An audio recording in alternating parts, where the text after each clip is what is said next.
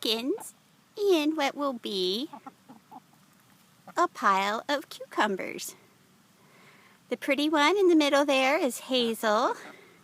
The black one is Erin. And the chicken in the back there in the sun, that's Maude out from her nest box for a change. She's heading back over to her pile of dirt that she's been enjoying.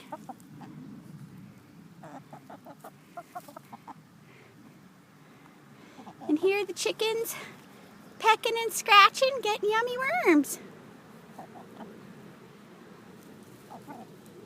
Doing their chickeny thing. Those are all three of our flock now. We've got the Easter egger right there in the middle, our Americana, the black one, and our blue lace Wyandotte back in the back there.